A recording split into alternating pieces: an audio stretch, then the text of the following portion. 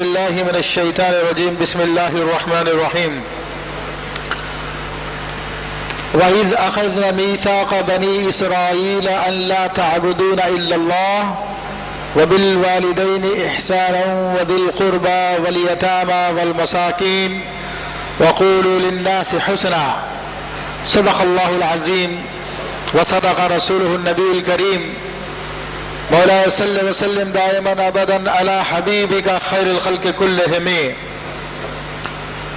تمام حضرات محبت سے ایک مرتبہ درود پاک پڑھیے۔ اللہم صلی علی سیدنا مولانا محمد معدن الجود والکرم وآلہ وبارک وسلم صلاۃ و سلام علیک یا سیدی یا رسول اللہ وعلی آلک واصحابک یا نور اللہ۔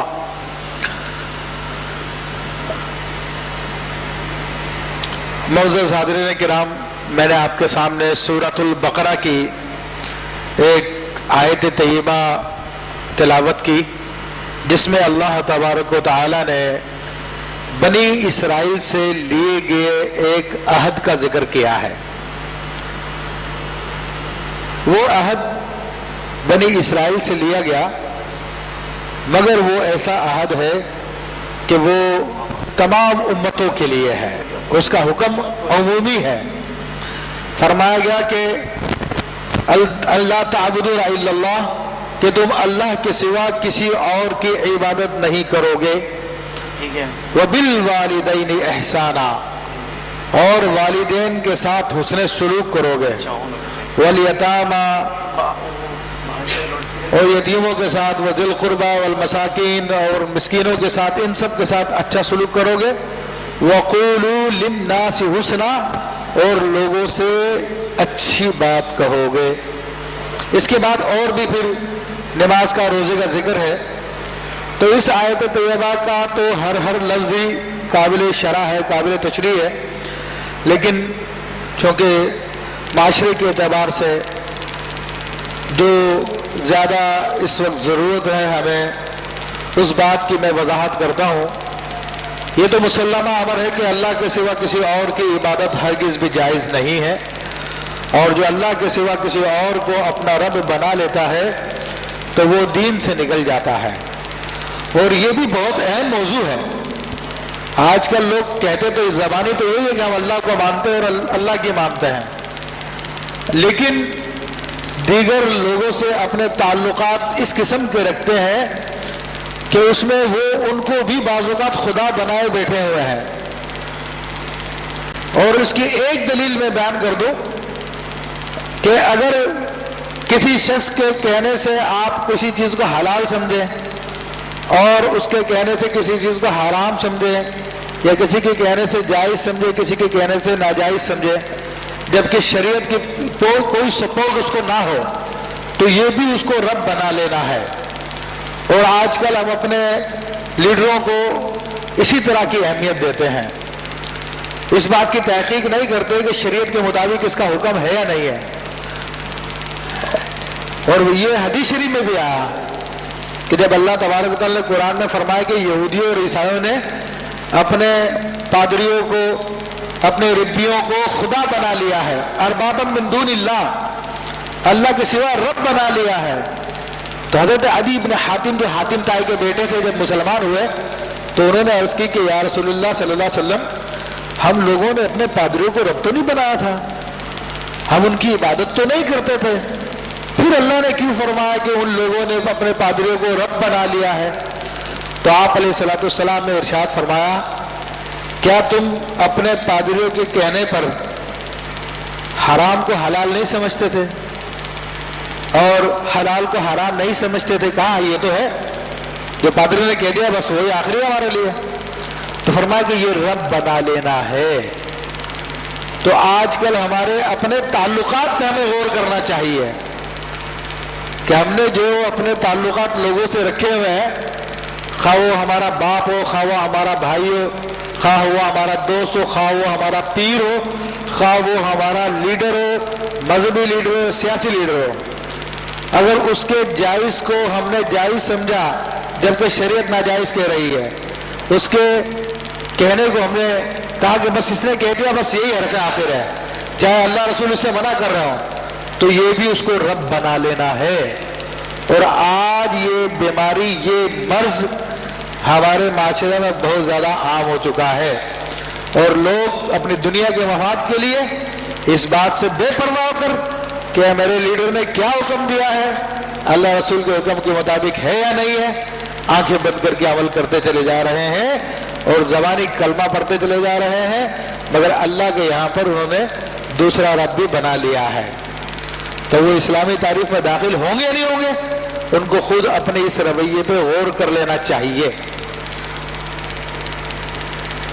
اب دوسرے حکم کی طرف آئیے، وَبِالْوَالِدَيْنِ إِحْسَانًا، اور اپنے والدین کے ساتھ حسن سلوک کرو۔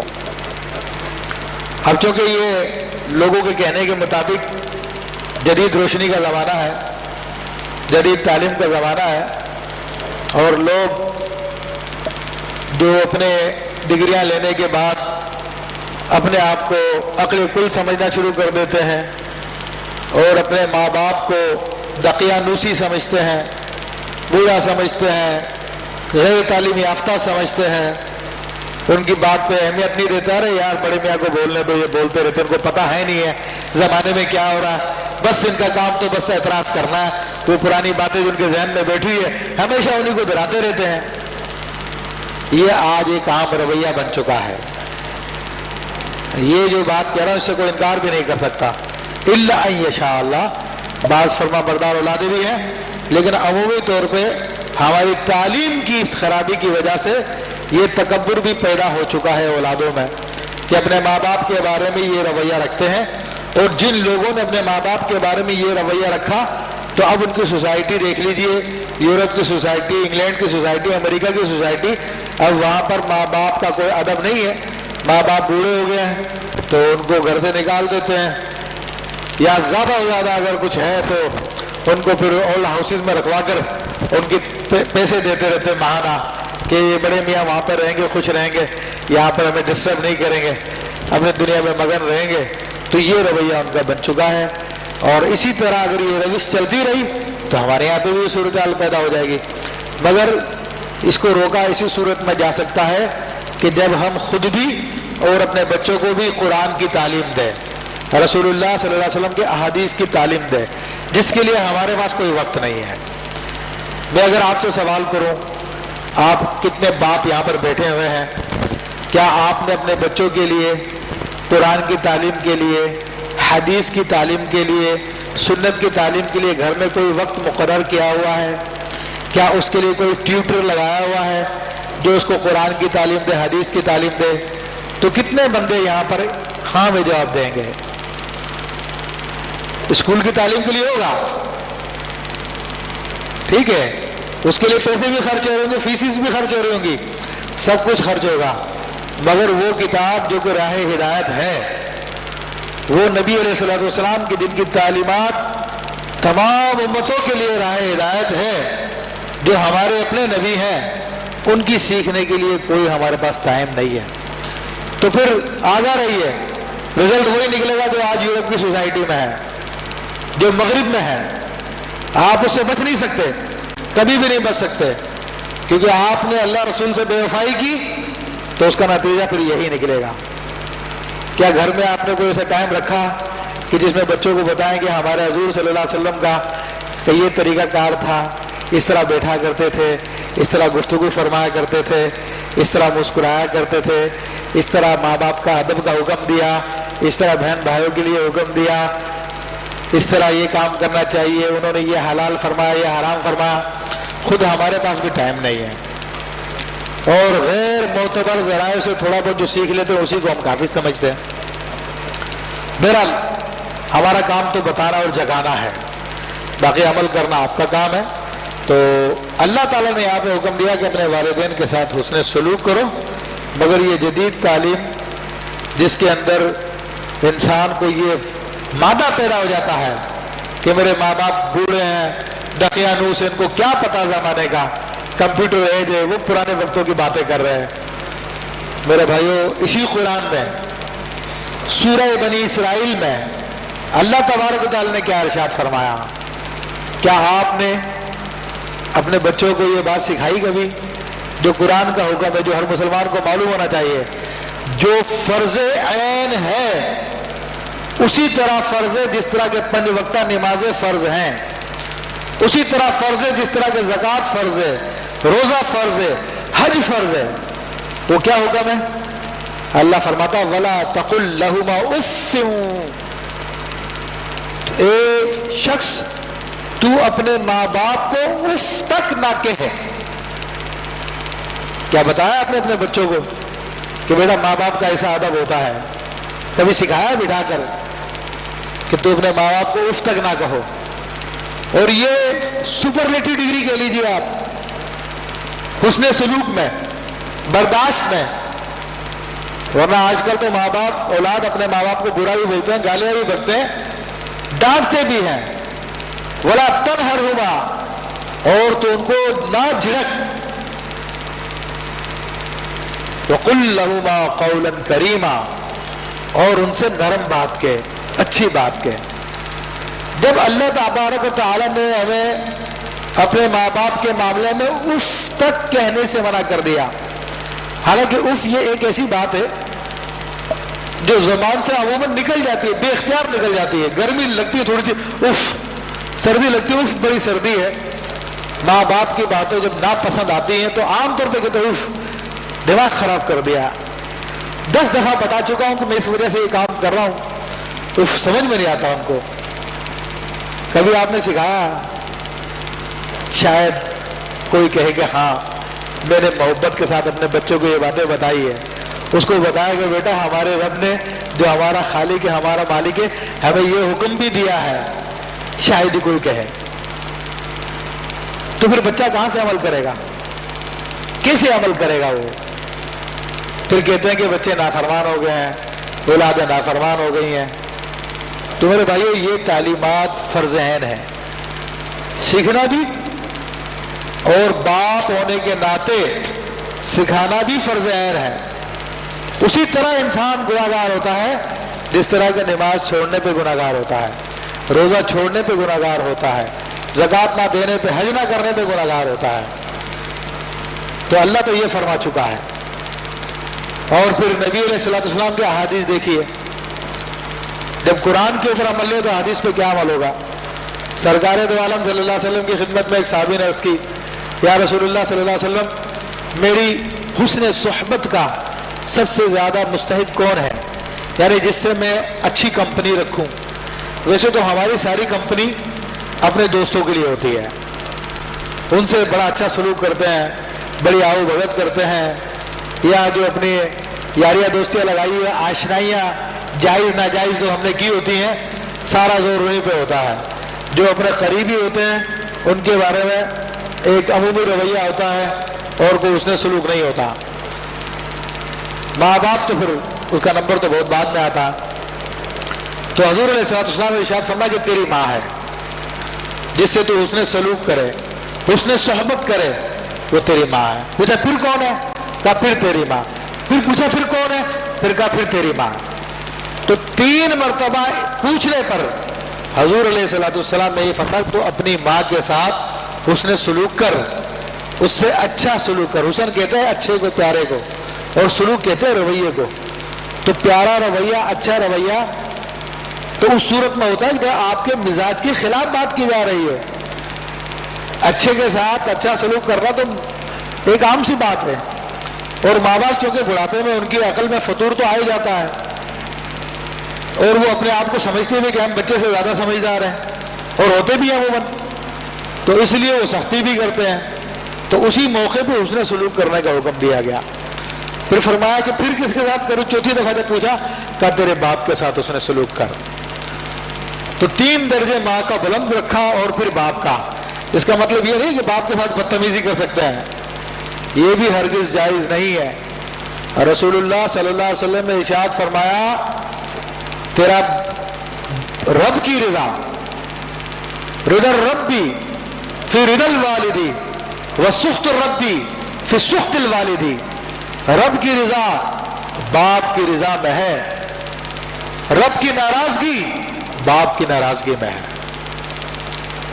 پھر فرمایا کہ تیرے ماں باپ یا تو تیرے لیے جنت کے 2 دروازے ہیں یا جہنم کے 2 دروازے ہیں، اور تو صبح اس حال میں کرے کہ تیرے ماں باپ میں سے کوئی تجھ سے ایک راضی ہو تو تیرے لیے جنت کا ایک دروازہ کھل جاتا ہے، اور دونوں راضی ہو تو دونوں دروازے کھلے ہوتے ہیں، اور تو اس حال میں صبح کرے کہ تیرے ماں باپ میں سے کوئی ایک ناراض ہے تو تیرے لیے جہنم کا ایک دروازہ کھلا ہوتا ہے، اور دونوں ناراض ہو تو وہ دونوں دروازے کھلے ہوئے ہیں۔ تو میرے بھائی اس سے اندازہ کر لینا چاہیے ہماری نوجوان نسل کو اور خود والدین کو بھی اپنی کمزوری کا احساس کرنا چاہیے کہ ہم نے خود یہ احکام نہیں سیکھے اور نہ ہی اپنے بچوں کو سکھانے کی کوشش کی۔ اور میرے بھائی سیکھنا اور سکھانا ایک پراپر وے میں ہوتا ہے، جب تک پراپر وے آپ یوز نہیں کریں گے تب تک تعلیم نہیں ہو سکتی ہے۔ جس طرح کہ آپ اپنے بچے کو میٹرک کی ڈگری دلانا چاہتے ہیں تو 10 سال تک برابر اسکول میں لگا کے رکھتے ہیں، 10 سال تک وہ روزانہ آ رہا جا رہا اور جناب ٹیوشنیں پڑھ رہا، دیگر کام کر رہا، تو کہیں جا کے اس کو میٹرک کی ڈگری ملتی ہے۔ تو اگر آپ دین کی تعلیم بھی سکھانا چاہتے ہیں تو اوکیجنلی کبھی ایک آدھ جملہ بول دیا بچوں کو، وہ بھی غصے میں ڈانٹ کر ڈپٹ کر، تمہیں ماں باپ کا ادب نہیں پتا، کتنی اہمیت ہے ماں باپ کی، تو سمجھتے ہیں کہ ہم نے حق ادا کر دیا، تعلیم کر دی۔ ہرگز نہیں، ڈانٹ ڈپٹ کر کوئی چیز سکھانا، اس کے بارے میں بزرگان دین فرماتے ہیں یہ ایسا ہی ہے جیسے کسی برتن میں پہلے نیچے سوراخ کر دیا جائے، اس کے بعد اس میں پانی ڈالنا شروع کر دیں، تو کیا اس میں پانی رکے گا؟ نہیں رکے گا، جتنا اوپر سے ڈالیں گے سب نیچے سے نکل جائے گا سوراخ میں سے۔ ایسی اگر ہم نے ڈانٹ ڈپٹ کر دی پہلے، پھر اس کو سمجھانا شروع کیا بچے کو، تو کبھی بھی اس کے دل میں کوئی بات ٹھہرے گی نہیں۔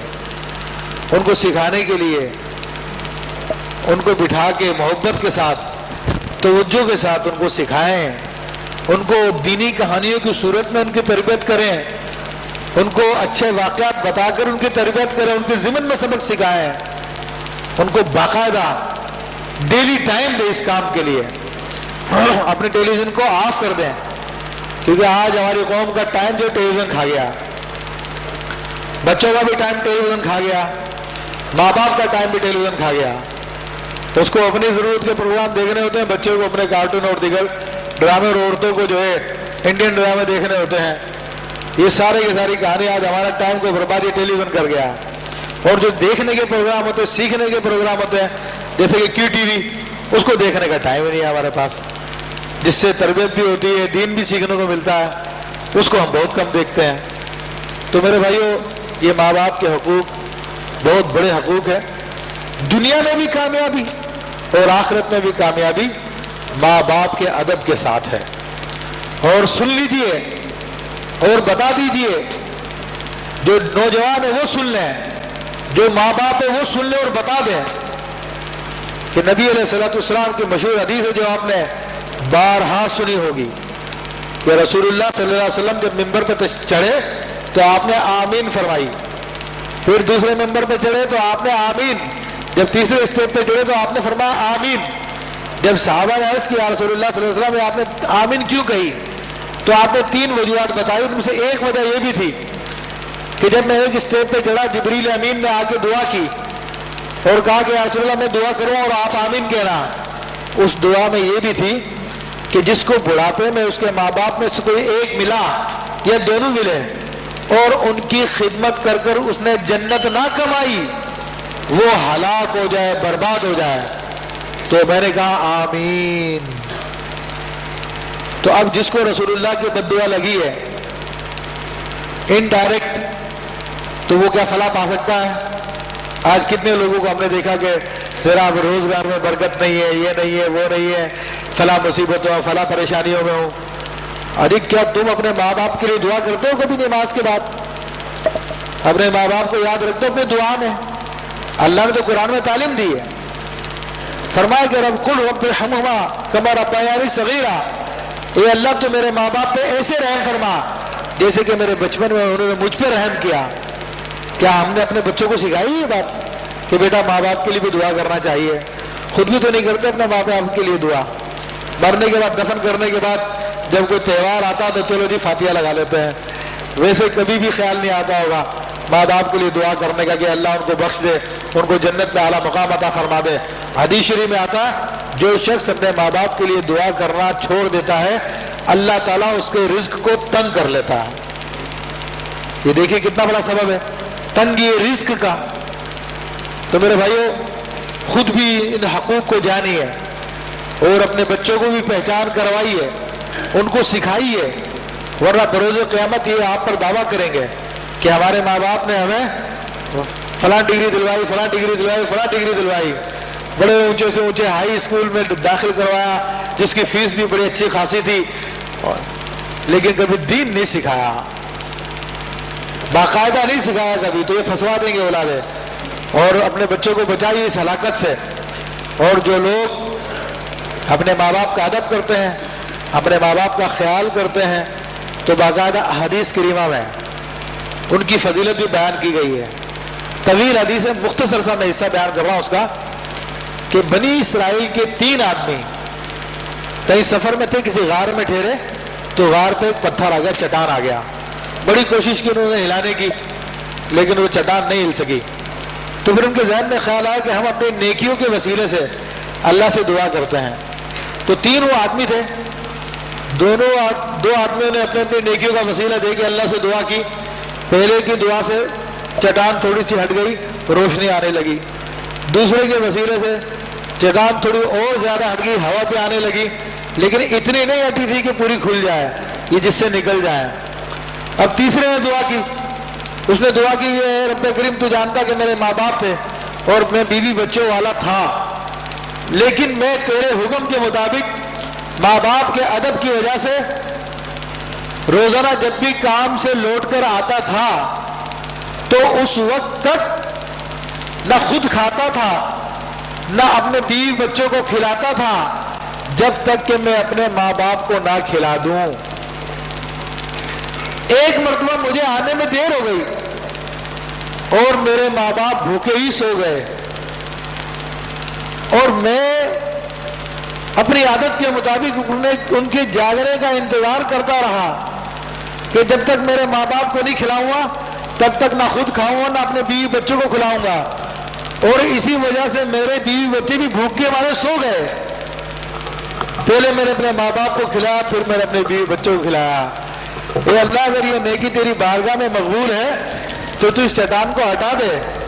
तो अल्लाह ताला ने उसकी दुआ की बदौलत चट्टान को हटा दिया और तीनों के तीनों उस गार से निकल आए। तो अंदाजा कर लीजिए माँ बाप की खिदमत, उनका अदब, उसकी कितनी अहमियत है। अल्लाह तबारक व तआला में दीन सीखने की तौफीक अता फरमाए और दीन के तकाज़ों पर अमल करने की तौफीक अता फरमाए।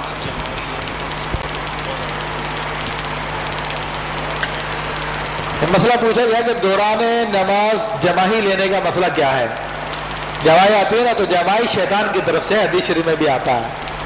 तो जमाई का हुक्म यही है कि दौरान नमाज कोशिश की जाए कि जमाई ना ली जाए और आ जाए तो मुंह पे हाथ रखा जाए, एक हाथ रख सकते हैं। लेकिन इसका बेहतरीन नुस्खा उलमा ने जो बयान किया है वो ये है कि जब भी किसी को जिस हालत में भी जमाही आए तो सिर्फ इतना तसव्वुर कर ले कि अंबिया किराम अलैहिस्सलाम को जमाई नहीं आया करती थी, इतना तसव्वुर करेगा उसकी जमाई भाग जाएगी।